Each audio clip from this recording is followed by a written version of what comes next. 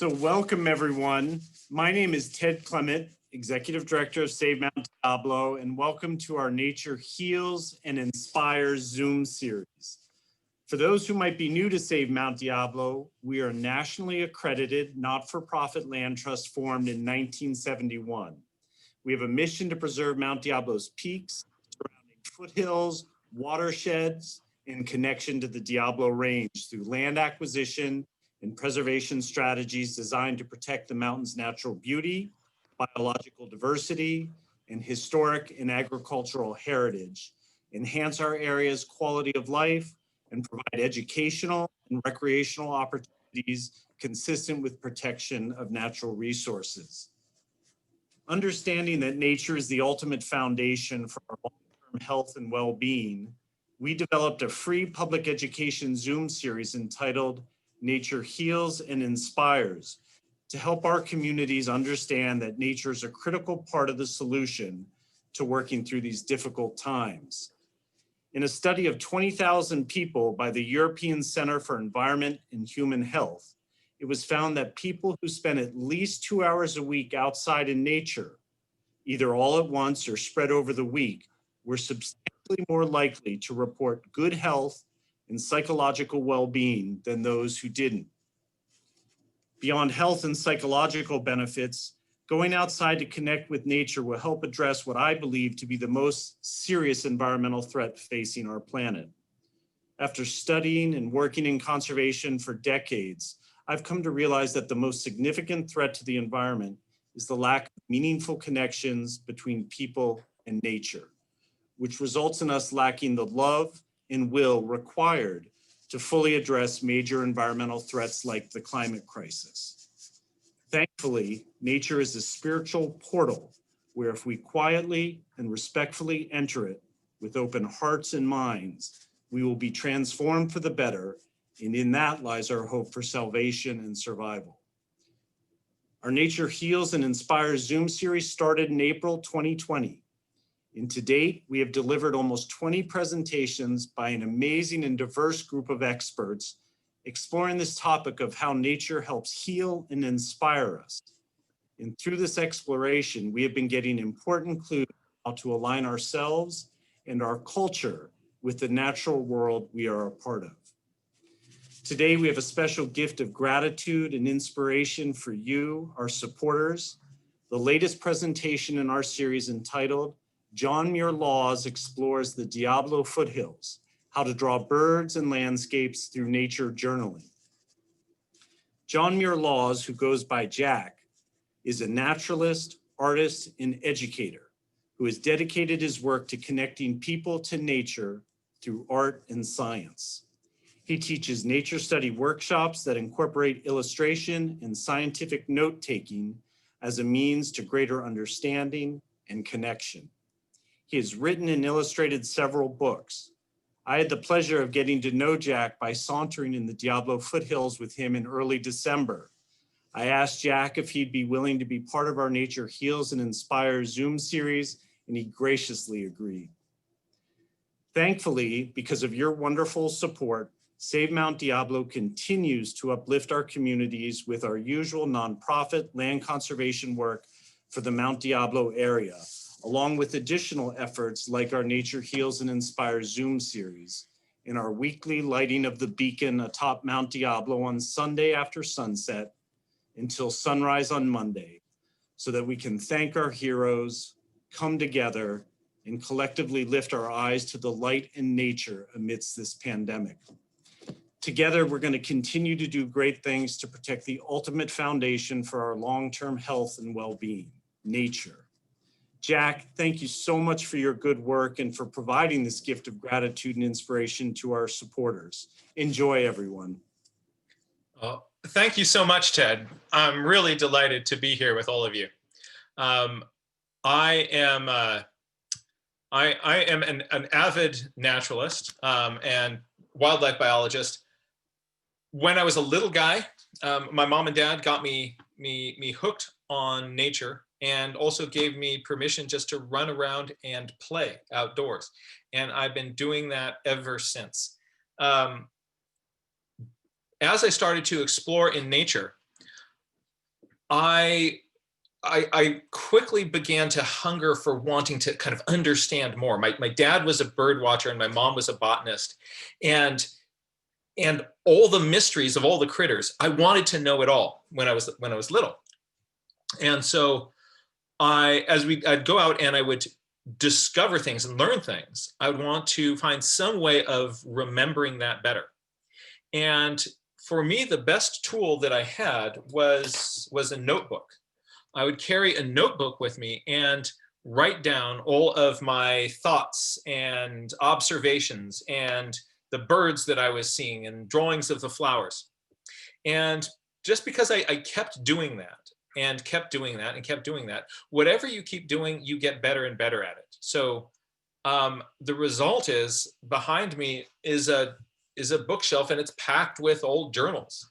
And anything you do a lot like that, you get better at it. And so I've learned a bunch of tricks and techniques that help people go out and observe things and take those observations and get them down on paper. I'm going to share a little bit of that with you as we take a kind of virtual ramble around on Mount Diablo, and we'll see what we see. And I want to encourage you, stewards of nature, lovers of nature, to consider bringing nature journaling into your way of encountering nature. I believe that there is no better way to train your mind, your eye to observe, and to enhance your curiosity and creative thinking and connection with nature than to start to keep a journal. The little wad of electric meat that you have between your ears is barely getting by with the sort of the functionings that you have to do every day to kind of get you up and kind of get you through the woods, kind of feeding yourself enough so that you don't fall apart, and avoiding the tigers that want to eat you. And when we ask it to do kind of higher order things or to remember more stuff, it's not a matter of age. It's a matter of just our brains aren't designed to really richly hold many of the experiences that we have. But if you have an experience and you transfer it to a piece of paper, you're going to find that very, very quickly, you are going to start to remember the experiences that you have in nature much more vividly. And for me, it's not about trying to make pretty pictures. The journal is not an art piece. Although you're using art, you're using drawing as a way of recording information about what you see. But the goal of it is not to make a work of art. An interesting side note is that if you start doing this, in about a year of just doing it on a regular basis, all your friends are going to start to say like, "Oh, dude, man, you're so lucky that you know how to draw. I didn't get that gift." It's really just a skill that you learn by doing it on a regular basis. So what I want to do is sort of to show you kind of what a nature journal page might look like, and give you some strategies that you can use the next time you are rambling around on Mount Diablo. And so we're going to imagine that we're taking a walk together, and we're going to stop a few places, make a few sketches, and you're going to see that it doesn't take that much time, and that it really can enhance your experience. And if you had a document like this of rambles and hikes that you would do, your appreciation of the mountain would only grow, because the pages of the journal help you slow down and pay attention. And attention is the doorway to connection and love with nature. So it's a tool for helping you pay the kind of attention that helps you fall in love with a wild place. So let's take a look at what this might look like. Oops, not that screen. We want this one. There we go. So what I will sometimes do is, if I'm going to be hiking and exploring in a place, just open your journal and writing the date and the location where you are on a page is a wonderful way to start. That just puts some marks on a page or even just writing the name, kind of getting to play with bubble letters of where you're going to be rambling. Once you've got something on the page, it's so much easier for other things to follow that. And if you're trying to break in, a new blank page, if you open your journal and it looks like this, that can be really scary and intimidating. So just, while you're waiting in the parking lot for your friends to arrive, just kind of get something down on the page that makes some marks there. If you notice, I've kind of just even splashed a little bit of watercolor paint along this corner here. And all that does is it just makes marks on the page. And that's just going to make the whole page so much more inviting and easy to play with. I want to have a low threshold for recording an observation.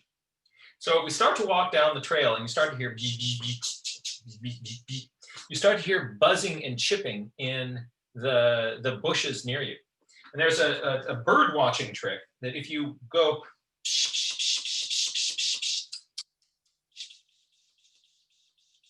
you can get small insect eating birds to pop out of the bushes near you. They want to check out what you're up to.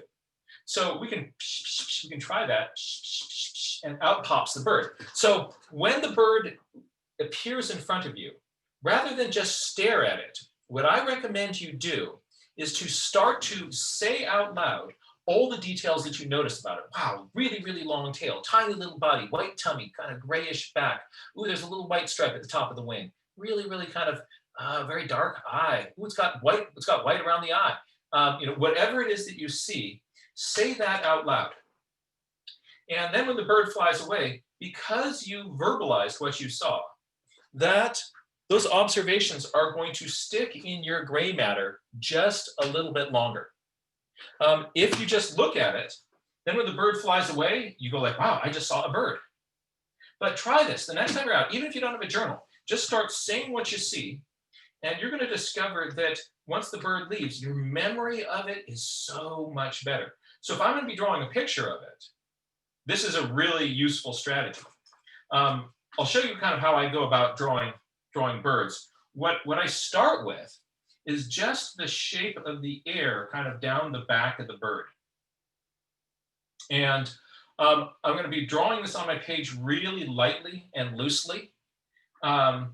And as the drawing goes on, you're going to see me starting to add more pressure in. But the drawing starts off really light. I'm here using a very pale blue pencil, and I'll be drawing with a pen on top of that in just a moment. But it starts really light, kind of the scaffolding of the bird. And this bird was holding its tail up at a really goofy kind of wren-like angle, but it didn't have those stripes like a wren. So small birds tend to have big heads, and big birds tend to have small heads. Proportionately. So here's just a little bit of the belly of my bird. So I've just blocked in kind of the general shape of this little bird. And when I've got a sketch like this that's really light, it's easy for me to check, like, how are my proportions? How does this shape that I've got on here match what I want to be doing?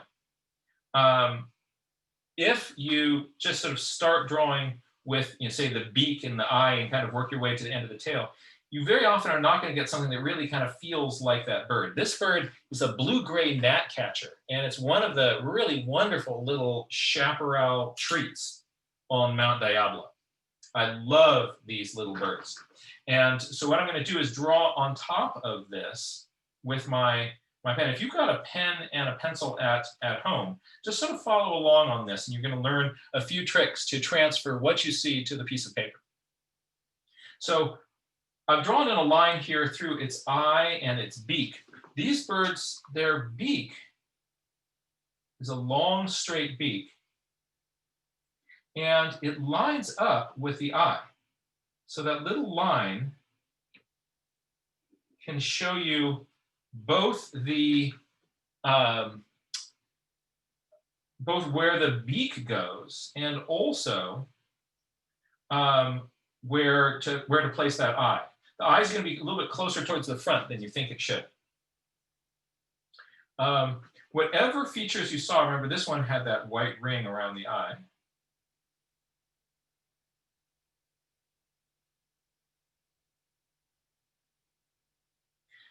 part of what I do is in my spare time, I study bird anatomy. So the more that I kind of look at that, it helps me be able to remember what I'm seeing and be able to draw the bird even more accurately if it decides to kind of, take off and not hang around and cooperate. Sometimes with these insect-eating birds, you can fish them back in.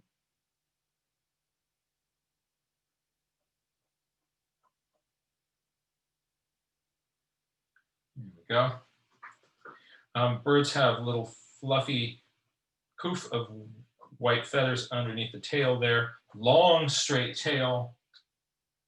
It's neat how some birds, this one, these birds will often take their tail and flick it side to side.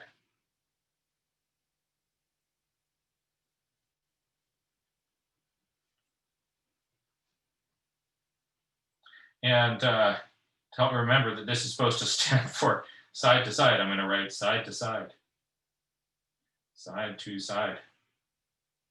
I find if I start adding arrows and sort of written notes all over my page, then there's less pressure on me to have to make, a pretty picture. If I'm out in the field and I'm looking at a bird and I get wrapped around the axle about, oh, I've got to make a pretty picture of this, that's really going to clamp me up and make it more difficult to be able to make my notes. So this is gray. This is white in here. If you just have a pencil or a little ballpoint pen, that's all you really need to get started with journaling. Different people have different sorts of mediums that they like to play with. And as you kind of go along, some point you start getting into this, you're going to want to get yourself a little set of colored pencils. Some people also like to transfer over eventually from colored pencils into watercolors, but there is no sort of optimal medium. It's just whatever you like to do. They're cute little birds. I love these gnatcatchers. The male in the spring is going to sort of turn this beautiful blue-gray, still have that white eye ring. The female is always this little gray, very cute little bird. So I don't have to finish any of the drawings that I start in my book. If you do, that's great. If you don't, that's great. But just, you're going to find that by sketching and drawing whatever it is that you're observing, your memory of that bird, if you've ever gone on a bird watching trip with people who are really into it, and then you kind of get back and you say to yourself, like, I can't really remember how they looked. If I were to see that bird again, would I be able to go like, oh, look, there's the blue-gray gnatcatcher. Once you draw a bird, you know that bird. It doesn't have to be a pretty picture of it. But to draw it is to know it. And this is, to add some more written notes to this, hopping in Manzanita.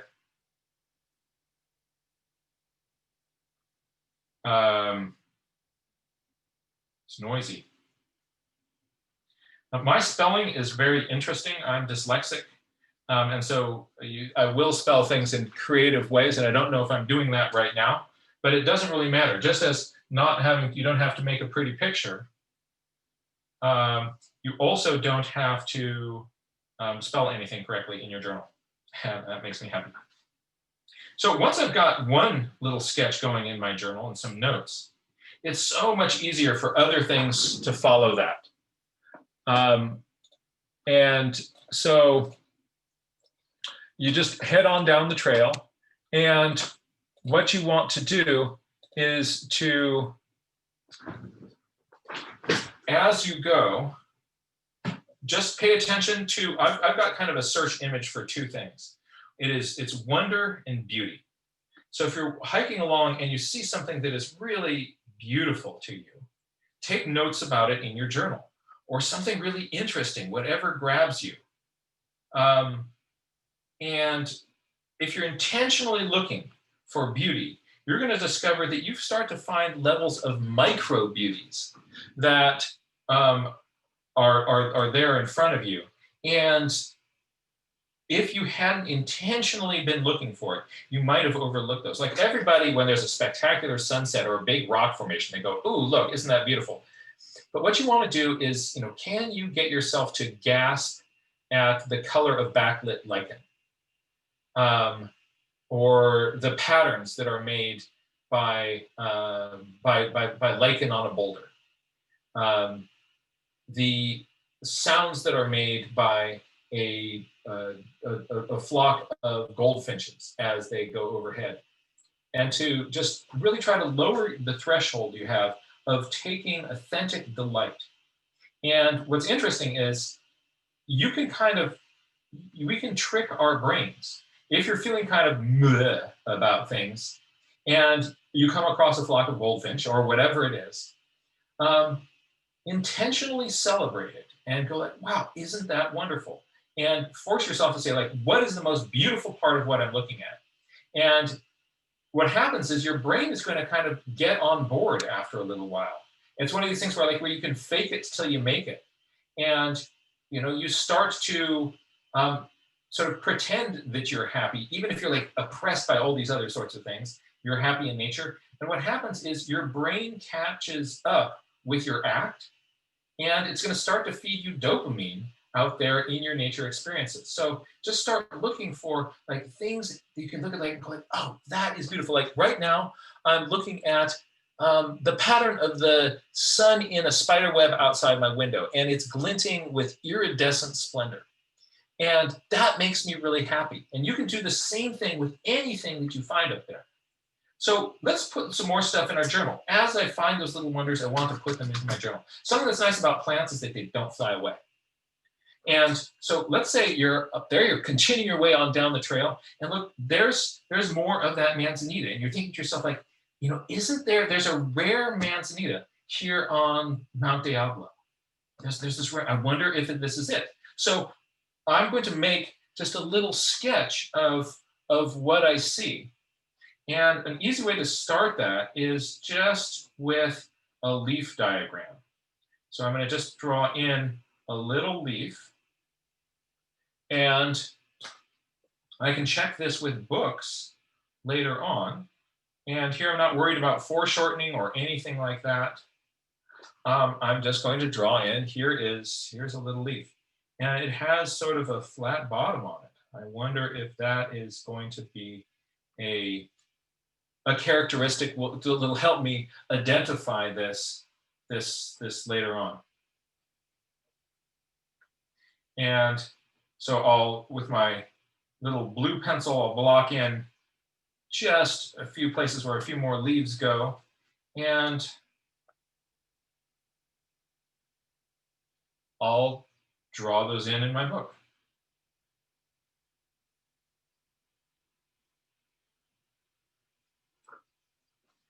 And here is the stem. The stem of this is a little bit hairy. And the green is a pale yellow green. I wonder if that's the Mount Diablo Manzanita. So Manzanitas are named for the little apple. So manzana, apple, ita is the sort of diminutive, so it means little apples. They've got these little apple berries. And on the one you're looking at, these are really bright red. So that might be a clue later on. As you're kind of finding things and identifying them and putting them in your journal, you don't have to identify everything that you see. It's fun. The more you kind of go around as a naturalist, the more of these species you'll learn to identify. But Manzanita, a Manzanita identification is for crazy people, because there's a lot of Manzanitas out there.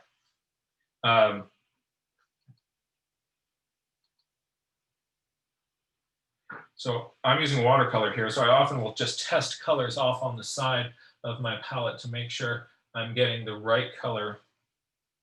That's a little bit better.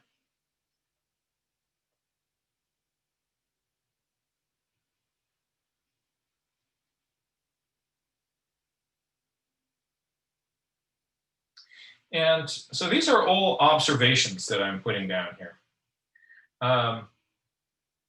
And in addition to observations, what you want to do when you're journaling is to try to get yourself actively thinking, and curious about what you see. So just sort of the observations on their own are one level, but if I want this to kind of really blow up in my brain, then what I want to do is to start asking questions about what I see. Anything that I'm curious about, like, so for instance, is this the rare Manzanita? Is this the Mount Diablo Manzanita? Wouldn't that be fun? All right, here they're out here on this trail. And then anything else, you sort of see where this, so often you ask one question, let that question be a doorway to the next question, to the next question, to the next question. You can create little question chains, like, is this the Manzanita? Then I'm saying, why are there so many songs about, no, why are there so many Manzanitas?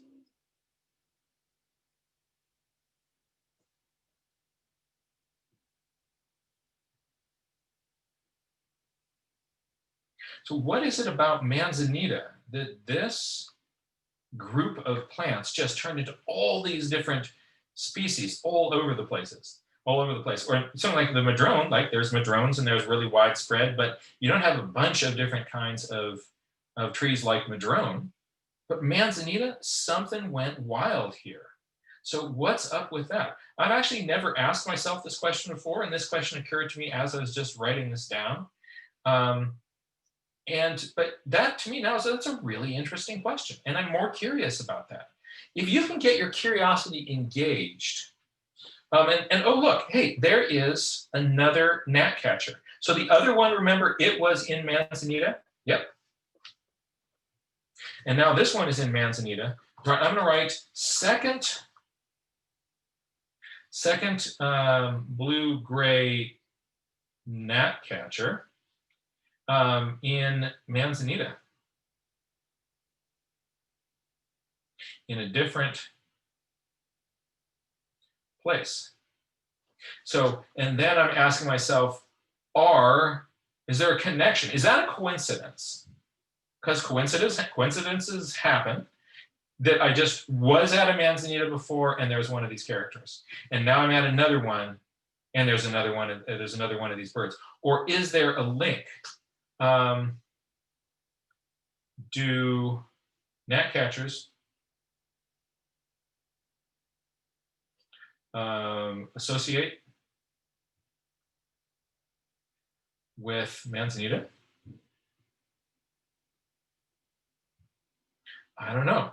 But that's something that I can start to, as I'm heading down this trail, from this point on, when I find a gnatcatcher, I'm going to be saying to myself, like, is this on Manzanita or is this not on Manzanita? I want to also really pay attention to when they're not on Manzanita. Otherwise, I just get into that confirmation bias thing where every time I notice a gnatcatcher and Manzanita, I say, like, look, I always see those together. I also want to pay attention, am I finding gnatcatchers not in Manzanita? But this has now emerged to me as kind of a fun little project. And this would not have happened in my brain if I were not kind of finding moments, memorializing them on paper, starting to wonder and explore on paper. A big part of this is that I'm doing it not in my head, but on paper. And when I do that, I will see things in a different way. I will think about things in a different way. I will be able to remember things much more vividly and hang on to these things. I really think, like, the fact that I just mentioned Manzanita here, that's probably part of why I made this little link here.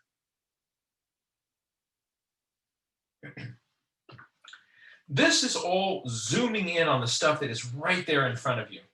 But a journal can also prompt you to step back and take in more of the big picture in a place. So a great way to do that is to make little landscape sketches. Now, normally a landscape sketch can take you a long time. It can take you a long time to do. If you start, most people when they think about doing a landscape sketch, they think about filling a page with drawings of plants and things. I'm going to suggest to you that a faster, more effective, and more fun way of doing that is to make mini landscapes.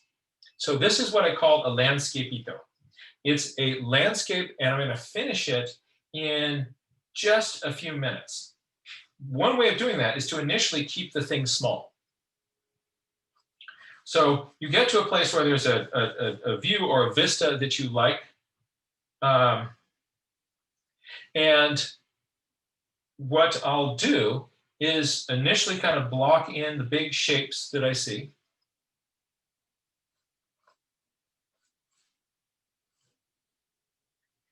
And now I am going to just make a very, very quick sketch that is going to capture part of the feeling of this landscape.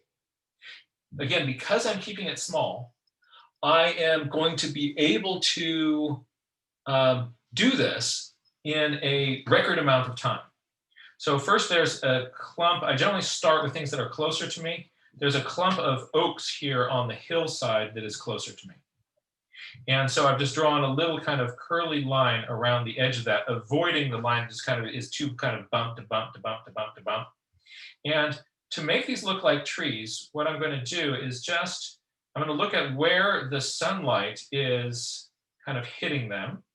And I'm not going to draw in any of the leaves. I'm just going to draw in the shapes of the shadows under these trees, of the parts of these oaks here that are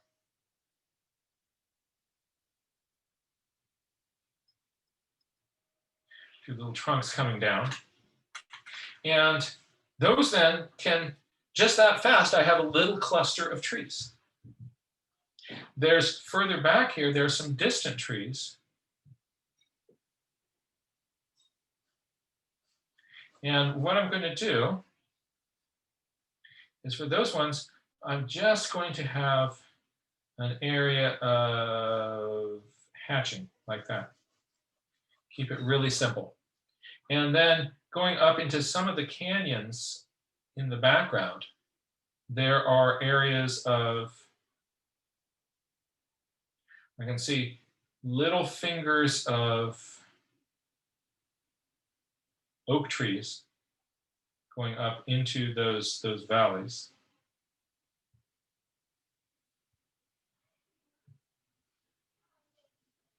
And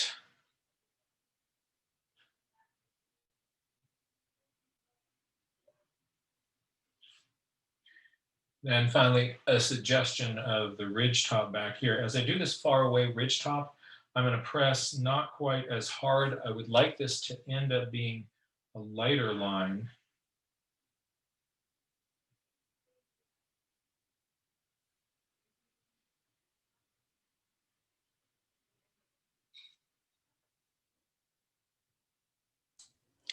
Jack, we've had a request that you move your sketchbook down a smidgen.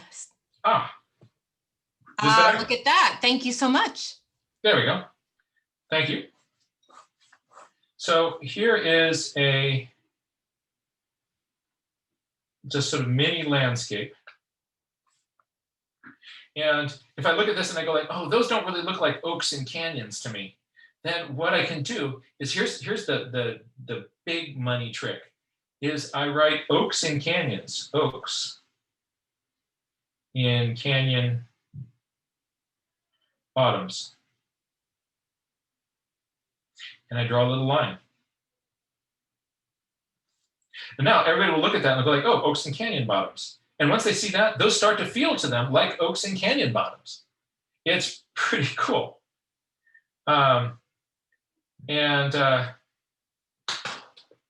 If I want to, I can very quickly add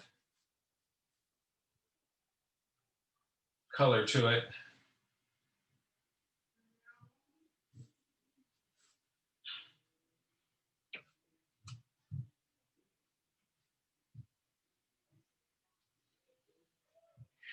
The secret here is just not getting really kind of over fussy and overworking it.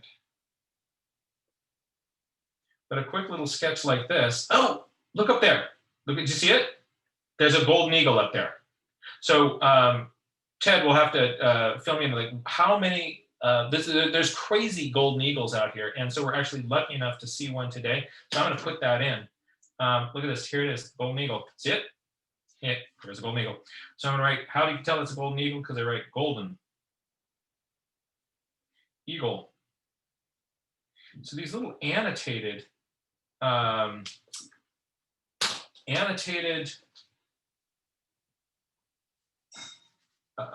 sketchbook or landscape drawings where you're telling people what the things are, it really works. And it kind of, it becomes fun for people to kind of, look through your landscape and they can, if you say like, this is where the bunny was, then you can kind of, it livens up the landscape drawing and makes everything that you're saying and showing really easier to read, and it's a very fun way to do things. So there's that golden eagle. Being able to tell the difference between the golden eagles and the and turkey vultures out here is really, really useful. So the turkey vultures, when you're seeing them, because there's one over there, so you can check that out. So there's a turkey vulture over there, and you can see that its wings are actually making a letter V for vulture.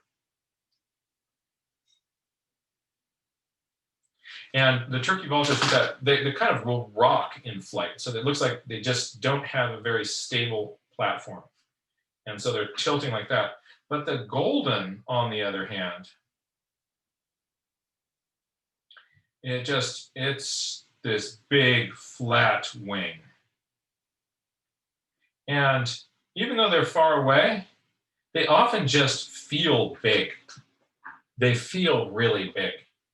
And as they're circling around, here's kind of a fun thing to look for. I'll show you a trick that I have for drawing these birds in flight. I first just start with a letter T, like this. And then I turn the long part of the T here on top into, that's going to be the plane of the wings. And I just imagine it as a great big plank. And the bird's body goes in the middle here. If you're in a place that has bald eagles and golden eagles are the ones with the small heads. Bald eagles have great big heads. So golden eagles just get tiny little pin heads. And here is golden eagle body. I'm going to put in there and a tail. So the tail comes out as a Y. You curve the bottom of it. So for the wing, there are going to be two sections of the wing. There is a lower part that curves out, and then there's an outer part that is a fan. There's an outer part out here that is a fan. And so the fan, I'm going to zoom down on this a little bit so that you can see this, because this is a fun, let's see. Here's the trick. From this little point in the wing here, right, here's the fan part. Imagine the fan kind of fanning out like that. So the fan does this. So if I'm drawing in feathers, these outer ones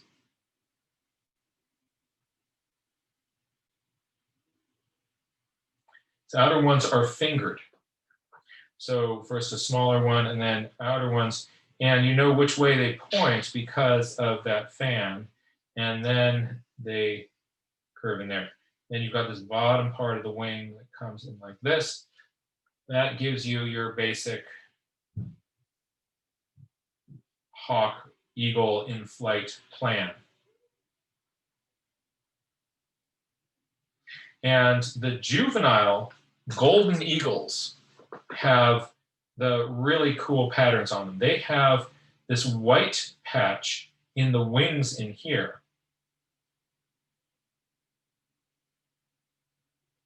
And they also have a big white zone at the base of the tail. So they look much more dramatic and striking than an adult golden eagle. Don't look for gold on them. They'll just look like a dark bird. But what you're going to see is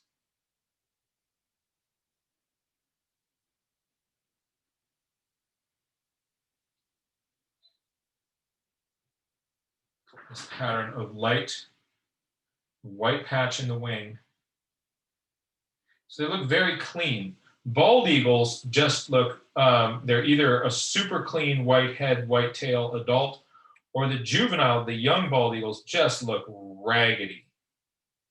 But juvenile, they've got like all sorts of spots everywhere, but the juvenile golden eagles have this very crisp, clean pattern. And so I get a little bit of paint on there, that'll be even more clear. So just dark body.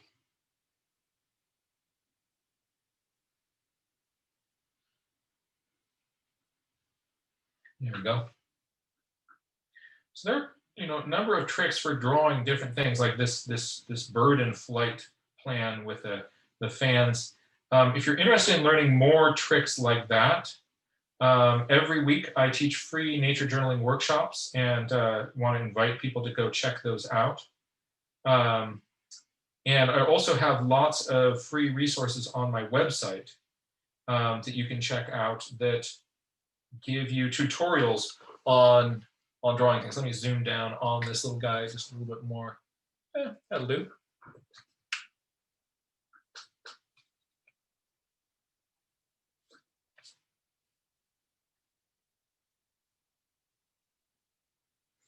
Want to get some blue in there right next to that tail so it pops out. Those little white marks. Yep. Jack, as requested, I'm letting you know you got about 15 minutes. Thank you. All right, thank you. So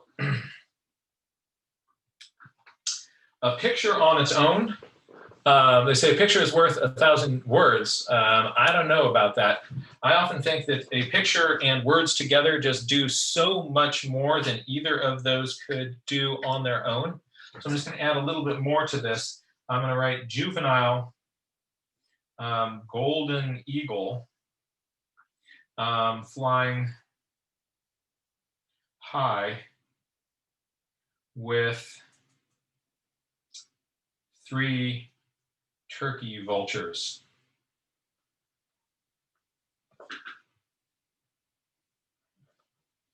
There we go.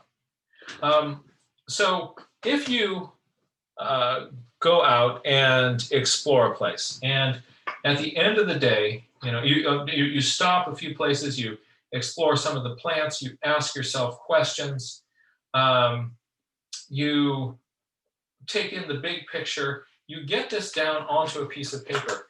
That hike, that day will be so much more vivid in your memory than the days when you don't do this. Again, it doesn't have to be a pretty picture. It doesn't have to be a pretty page. Just the important thing is to just do it, and it's going to help you notice. It's going to help you slow down and observe, and it's going to help you get yourself more curious because you're able to make more connections. Like with this Manzanita, blue-gray gnatcatcher business. Those are the sorts of patterns that pop out to you when you get your thinking out of your head and onto a piece of paper.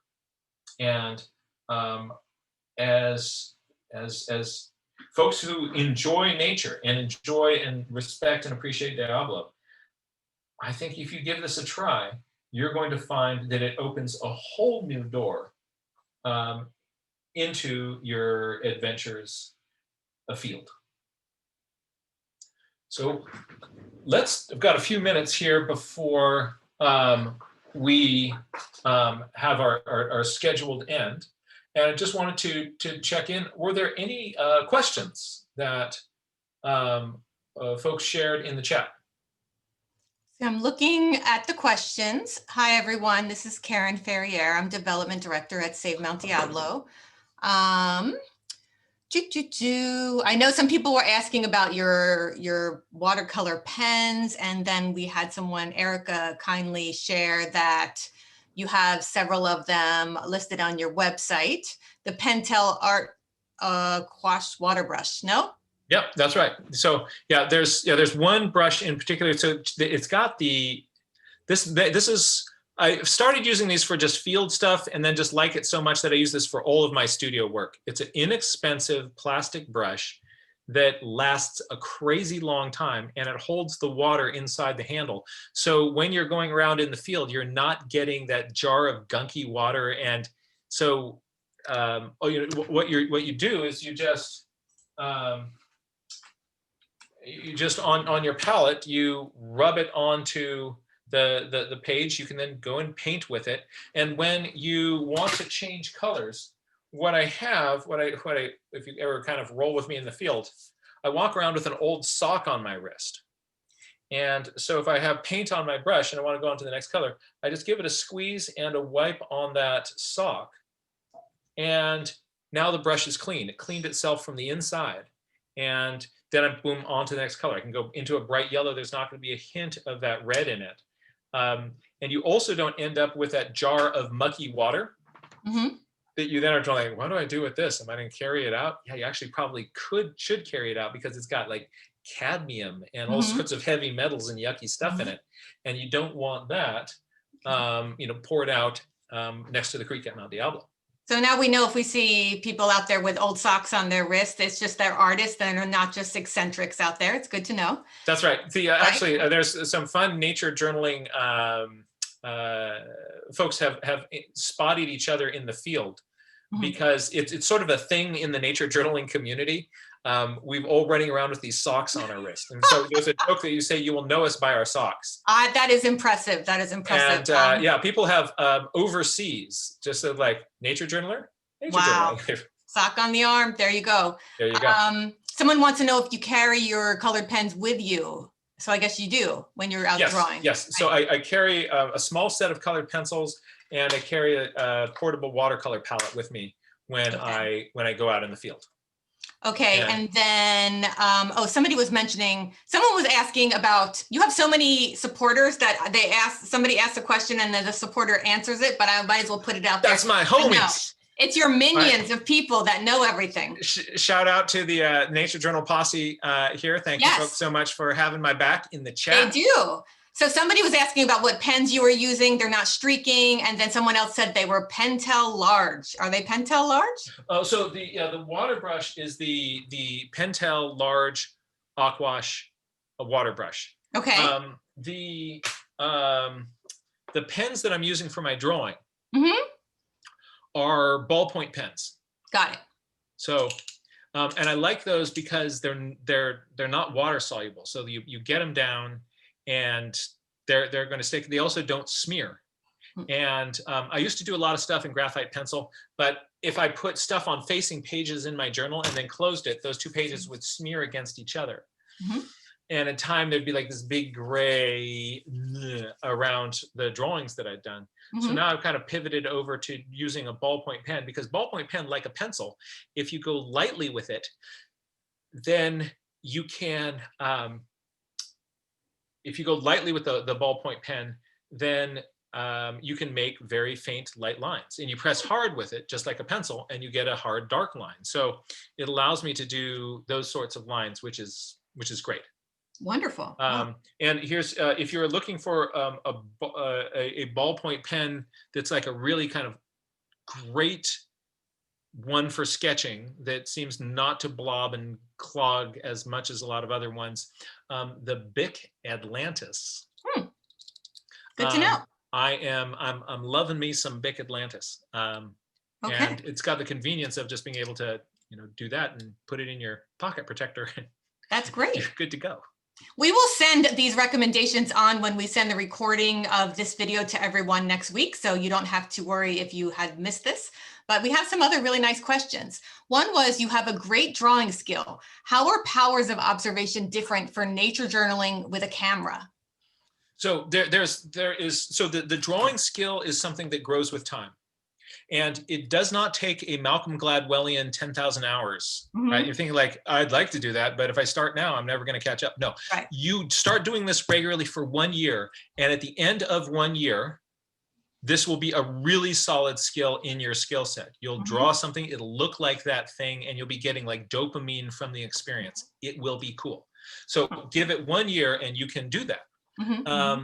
And the more you draw in that year, the faster you get better. And it never stops getting better. The difference is with photography is that when you go click, now actually I'm going to make a very clear distinction. For photographers out there, their cameras slow them down. They get them to pay more attention. They are seeing patterns. They are seeing compositions and colors and nuances that escape many people. And so they're visualizing things through the lens, and it slows them down and gets them to interact more with the place. Contrast that with the snapshot, where you've got your phone and you go like, oh, that's so pretty, click. And then you go on. Oh, look at that, right? That behavior, what happens is the minute you go click, your brain says, okay, you don't need to look at that anymore. So if I've spent time at scenic overlooks, and people will come out and look like, oh, wow, this is so pretty. And that's just fantastic. And then they go click. The minute they take their picture, they turn their back and they walk away. Or some people even take their picture with their back to the thing that they should be looking at. Wow. Right? Yeah. And there's a phenomenon, there's some research on this where they gave people cameras and had them go through art museums and take pictures of the stuff that really spoke to them the most. And then they interviewed those people and compared them with a control group who just walked through a museum and looked at the things that moved them the most. And the people with the cameras had a horrible memory of what they were looking at. Wow. Interesting. Right? And because you go click and your brain goes, oh, I've got it. Now, the journaling slows you down like the photographer. You're there, interestingly enough, there's a follow-up study to the museum one, where they told people, we want you to take a picture of the aspect of the work of art that is the most interesting to you and decide carefully why you want to be showing that in that way, right? And so you gave them more of a way of engaging with whatever it was, and their memories improved. But if you're going around taking snapshots, you're never going to look at those pictures. And later on, you'll be like, why does this, like, it'll pop up on your screensaver and you'll be just like, who was that? Like, why did I take that picture? I should delete that one. So I recommend anything that's going to slow you down and engage you with a place. And the journaling does that in a really powerful way, really powerful way. And if you're a photographer, if you like your photography, my advice is, to get the memory benefits of it, just go full on geek mode and just geek out with whatever it is. Like, get into the light on the leaf of the Manzanita and just like go there big time. And that intention and that focus is going to lock these experiences into your memory in a much more vivid way. And if you have a tendency just to kind of glide and click, just realize that there's data, there's data that shows that actually is creating a wall between you and interacting with the place. So either put that phone back in your pocket or pull it out, but use it with intentionality to invite your brain to go deeper and deeper and deeper instead of click, got it, click, got it, click, got it. Okay, I have a couple more because I want to get to them because they're interesting here. One I like is, interesting. do you ever care about relative scale between the subjects on the same page? No, I actually I love to, like, if it's in the same sketch, the same part of a sketch, yes. So if there's, if I've got sort of an area here and here are teal and mallards, I'm going to be showing the teal as smaller, the mallards as being bigger. But I can also have on that same page an enlarged teal showing the details of the structure of its wings. I will intentionally vary my scale. So sometimes I'm way back here taking in the big picture, and sometimes I'm getting all up in its business because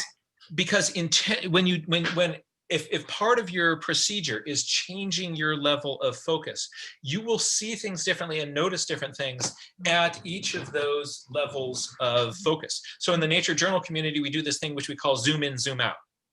Where you're looking at something, all right, now just go in and use your eye and your journal to like blow it up. And other places push back and notice what you discover when you're doing that and you're putting your observations down on the paper. You really profoundly see how when you do that, you notice totally different stuff. Many people just sort of have a level of focus that they look at, right? And you're kind of looking at everything from here. But what you want to do is that's why a lot of botanists, they will do botany from here. And then what the botanist does is they'll pop out their hand lens and they go like that. And so they get up and close to it because like there's this whole other different world. So intentionally do that. And that can be reflected on the pages of your nature journal. Okay, so here's the last one. It's a two-parter, but it's a good one. Oh, good. It's someone These is are good. She's fairly new to nature journaling, has really enjoyed reading your book. And the two-part question was, can you share with us your early days as you started out with nature journalism, and what was the process you'd go through on those trips? So when I started, I was afraid of writing things in my journal because for me, writing was a big vulnerability. I'm dyslexic, and I associated writing as being judged by a teacher with a red pen. So that shut down that entire way of thinking. The way your brain thinks with words is different than the way it thinks with pictures. So it's all pictures because I was afraid of the words. Got it. I've since discovered that if you intentionally, so that's why you want to draw pictures without being worried about the making pretty pictures. You want to write without worrying about the spelling. And you want to add numbers and counting things and quantify things in there without worrying about calculation. So intentionally using words, pictures, and numbers is sort of a progression from that time. But at the start, for me, it was all pictures because that was a safe space for me. Because of the dyslexia, I was really, really struggling in school. I had a very, very difficult time. I was a problem child, labeled so by many teachers. And I had also given up on myself academically. And among, being a teen with sort of facing the shame of dyslexia,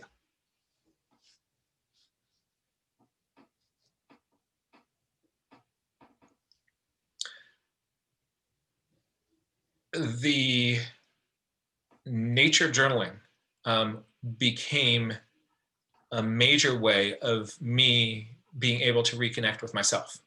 And so I would struggle through a day at school, and then on the way home, I had a nature journal in my backpack. And I'd swing into Golden Gate Park, pull out my binoculars, my journal, and I would just start crawling through the underbrush and looking at rufous-sided towhees and documenting what I saw. And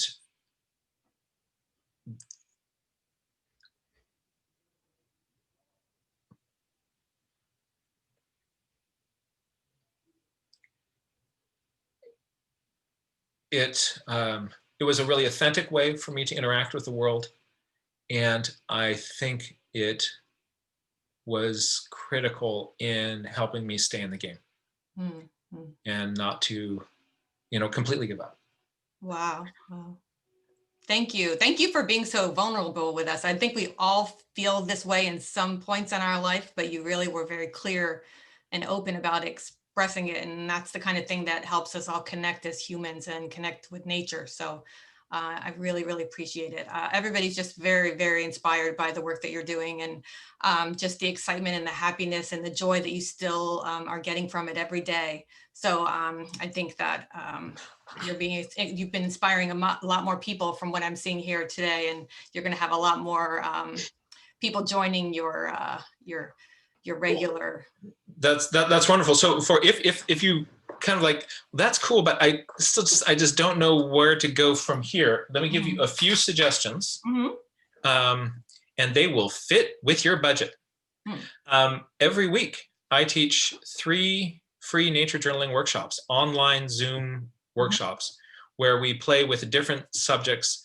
Every Tuesday at noon is the Ask Jack forum, where people show up and people will say, like, I'm having trouble doing this, and we'll workshop it live, and like, oh, like, here's how those wingtips go, they do this, and but then if the wind is blowing, they do this, so you get this weird angle, whatever those things are. We'll play with those things. Every Wednesday is an educator forum for people who are teaching this as homeschool parents, or as classroom teachers, or as informal educators. And every Thursday is a more planned formal workshop, and I sometimes bring in special guests for that. All of those are free, and the recordings of them are also available for free on johnmuirlaws.com.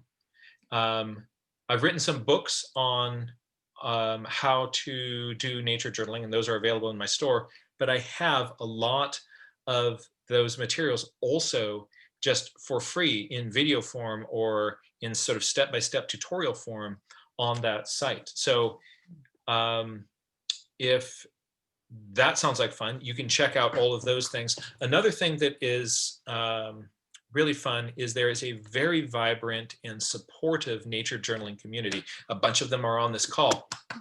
Yes, Love they you guys, are. Yeah. right? And yeah, we have a Facebook page, and many of us, myself included, we don't like Facebook. It's a black hole, and there's really sketchy stuff out there. But the Nature Journal Club Facebook page is a clean, well-lighted place for nature journalers. And I think 17,000 people from all over the world are putting in sketches and drawings and journaling pages, and we're supporting each other, and then sort of saying, I love this idea that you use, and taking this person's idea and kind of adapting it here for what we're doing. So it's a great way to get inspiration and to see a bunch of ways of doing it. There's also some people who are on, so some people are on there, they're professional artists, and don't be intimidated by that. They're like crazy artisty people, and they've been doing this a long time. And other people are like crazy naturalist people, and they're learning how to do the art. And some of the artists, they're learning how to do natural history. And so we're all kind of learning together. It's a really big tent, and it's really, really fun. A lot of youth are now getting involved with it, and that's great to see. It's so check out, even if you don't like Facebook like me.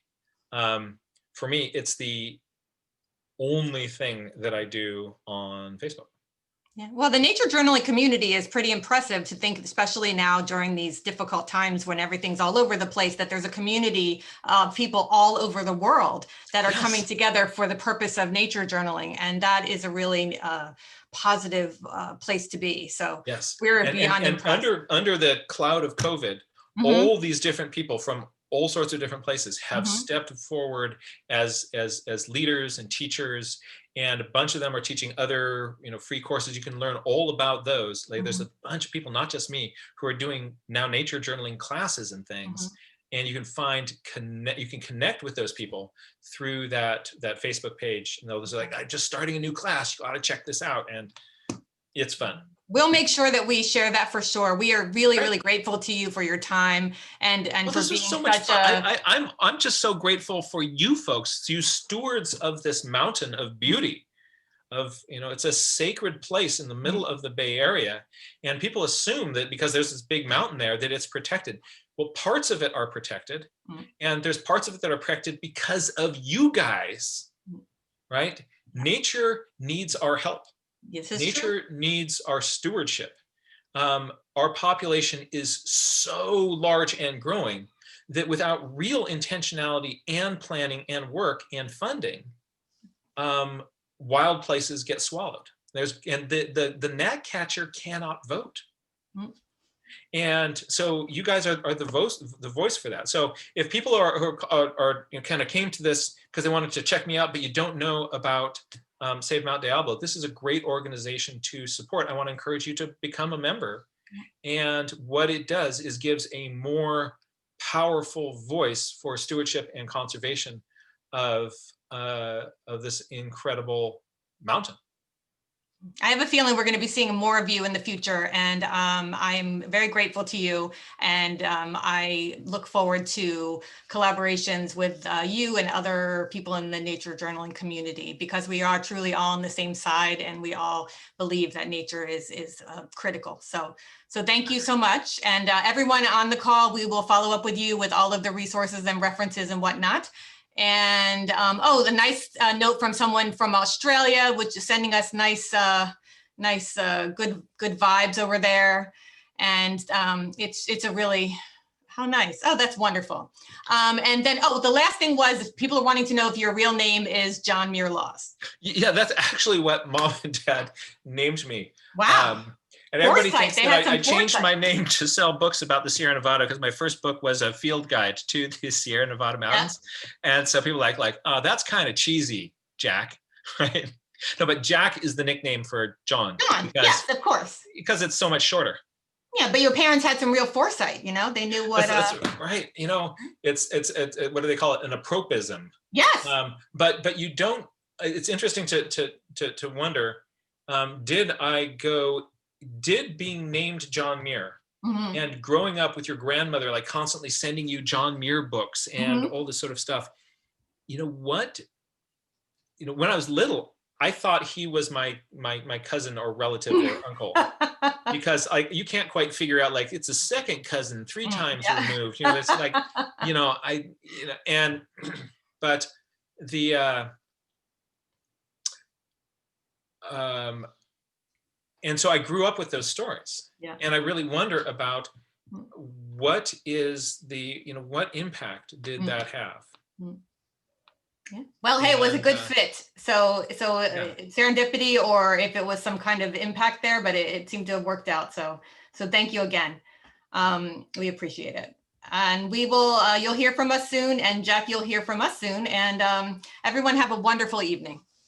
And I just want to send out again, shout out to the folks at Save Mount Diablo, and do consider this as an organization, as a conservation and stewardship group to kind of get behind and support. Nature really needs a voice right now, and this is